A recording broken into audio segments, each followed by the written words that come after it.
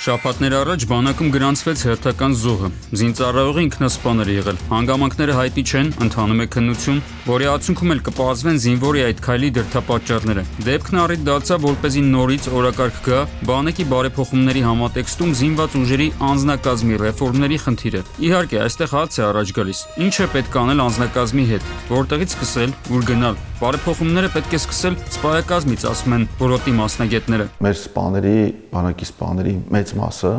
շարքային չի ծառայել։ Իրենք ուղիղ գնում են ռազմական համալսարան կամ ռազմամարզական վարժարան, շարքային զինվորը սպայի համար անհասկանալի մարդ է։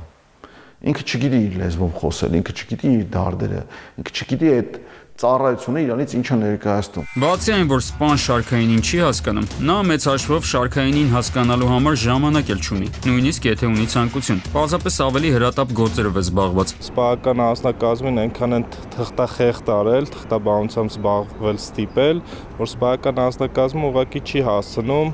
դասերը կազմակերպի, պետք է ընտրի կամ թղթաբանությամբ է զբաղվում,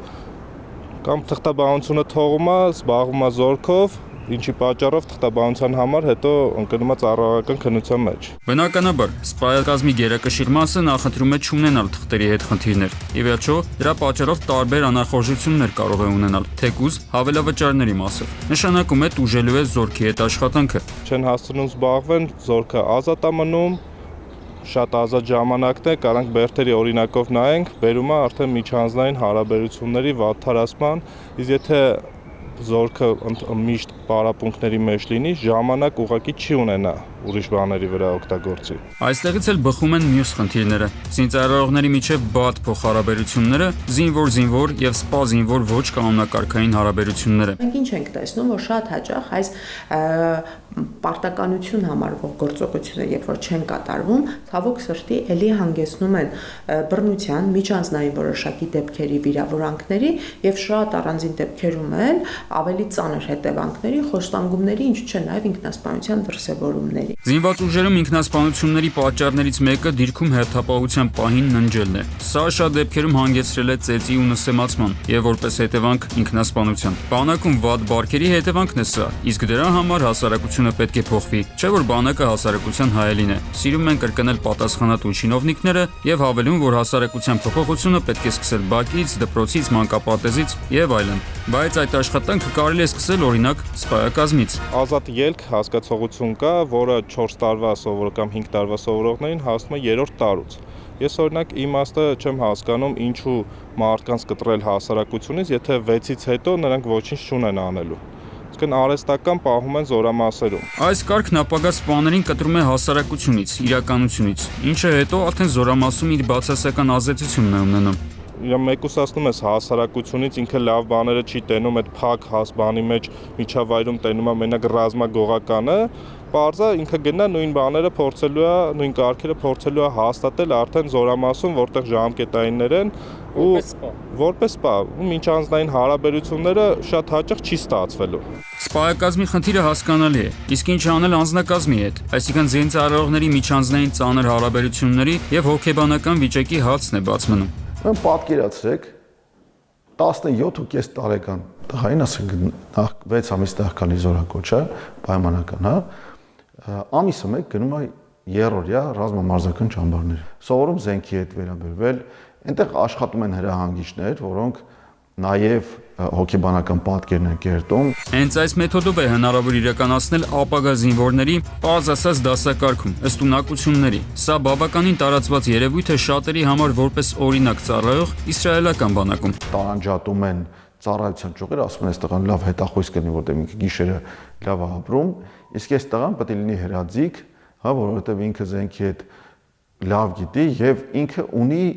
այդ պոստային օրինակ եմ ասում, պոստային կարգապահության բաները ունի, նախադրյալները ունի։ Սա կտա հնարավորություն, որ ասենք քնկոտ մարդուն չվստահեն դիրքի պահպանություն գիշերային ժամերին, ինչը կբացառի հնարավոր կոնֆլիկտներն այս հողի վրա։ Մյուս կողմից բանակում մերժելի բարքերի տարածման պատճառներից մեկն էլ դրանց ժխտումն ու պարտակումն է։ 20-ից 25 թվականների ուսումնասիրությունը եւ մենք խնդրել եւ ստացել ենք զինվորական դատախազությունից ստատիստիկա, շուրջ 40 դեպք է եղել ինքնասպանությունների, մոտավոր 20-ի պարագայում է գործը հասել դատարան,